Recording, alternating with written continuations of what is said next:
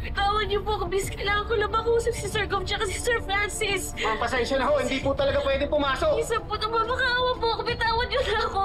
Kailangan ko talaga sila pwede. po. Ganyan, ha? Kuya, please. Nagmamakaawa po. Kailangan ko lang sila makausap. Sige na po, Hindi please. po talaga pwede. Ano yun? Please lang. Kuya. Tata! Sir Gov, Sir Francis. The nerve of this girl! Anong ginagawa mo dito? Sir Gov. Please po.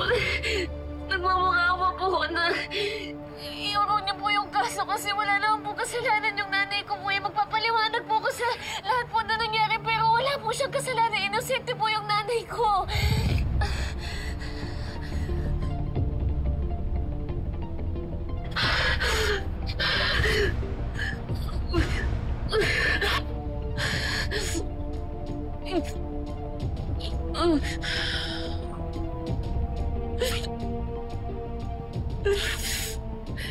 Tata.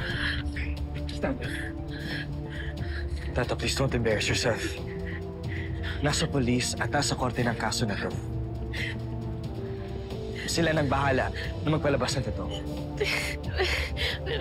Sir, nagmamakaawa po ako. Please. Wala po talaga kasalanan yung nanay ko kaya nagmamakaawa po ka na iurong niyo po sana yung kaso. Wala po talaga kasalanan si Rigua po. Wala po siya ginawa. Hindi po niya nilaso si Ma'am Margaret. Please, maniwala po kayo. Tata, pwede ba tumigil ka na? Dahil sa pagkain ninyo, nalaso ng nanay ko.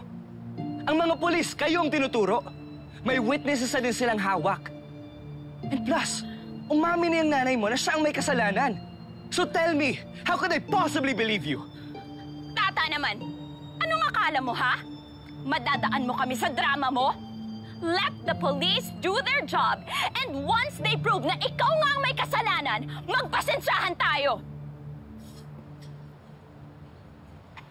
Hindi pa talaga yung pagkakakilala mo sa akin? Yung lahat ng pinagdaanan natin, wala lang yun sa'yo. Nakilala mo naman yung pamilya ko, di ba? Sa tingin mo ba, Sir Francis, magagawa yun ng nanay ko? Nalalasunin niya si Ma'am Margaret? Hindi niya kayang gawin yun! Kaya please lang po, Sir Gov, maawa kayo sa nanay ko. May sakit pa po yung nanay ko eh. Huwag niyo na lang yung kaso. Wala po siyang kasalanan. Hinamin niya lang po na may kasalanan siya kasi gusto niya lang ako protektahan pero wala siyang ginawa.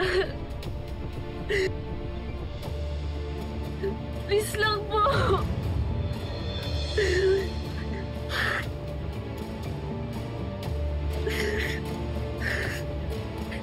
Kaya po pupunta si Margaret sa Bajoyan kasi po yung kutob niya.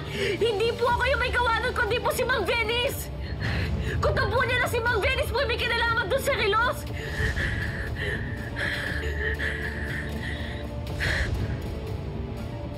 Sinungaling ka, ha? Ano naman mapapala ko sa relo na yon?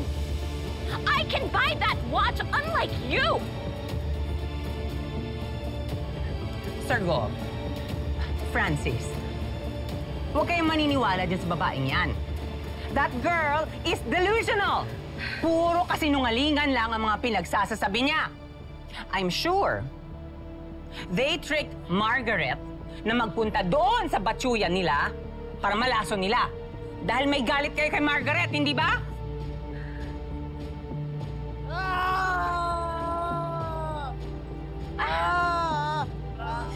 Sir Gov! Sir Francis! Si Julius po nagwawala. Sinasaktan niya po yung sarili niya. Ay, sige, Sir Francis, go ahead. Kami nang bahala kumausap kay Tata. Love, please, unahin niyo na si Julius. Baka mapaano pa siya. Julius! Please,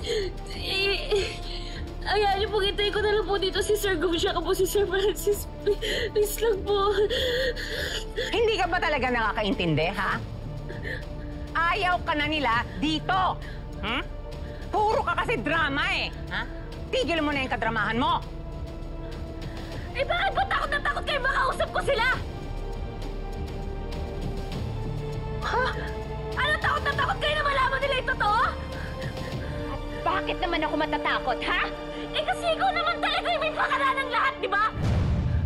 Pinapain mo sa akin yung relo! Ikaw naman talaga yung lumasok kay Ma'am Margaret eh! Tumigil ka, ha? Ang kapal talaga ng mukha mo. Ang lakas ng loob mo, ha? Sige nga, may pureba ka ba? Wala, hindi ba? Wala! Puro ka dakdak, wala ka namang ebidensya! Alam mo, dapat, ikaw din eh. Kakasuhan din kita. Gusto mo, dagdagan ko yung kaso mo? Ha? Ang malinaw na ebidensya dito, sa inyo galing ang batsoy na may lason! Kaya wag na wag mo kaming babaliktarin, ha? Umalis ka na! Umalis ka na dito! Umalis ka na! Ay, umalis? Ayaw mo talaga umalis, ha? Tawon mo ako! Nangihiya ka! Bitawan mo ako, sabi!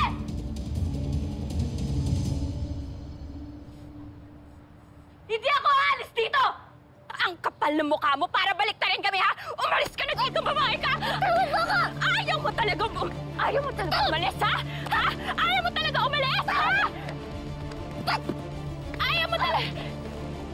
Ang kapal ng mukha mo, ha? And don't you ever look at me with that face! Bitawan mo ako, sabi! Mami, yung pera!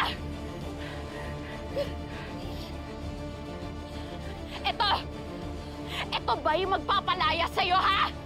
Ha? Kaya kayo humantong ng nanay mo nang halos makapatay ng tao, ha? Kasi mukha kang pera! Mukha kang pera! Hindi pa ba sapat ang milyones na nakuha mo sa pamilya namin, ha? Kulang pa ba? Na kaya mo magnakaw ng relo? Na kaya mong pumatay ng tao para sa pera? Ayan, pulutin mo ang lahat ng yan at magpakasasa ka sa pera habang nabubulok sa kulungan ng nanay mo. Look at where your greed has brought you.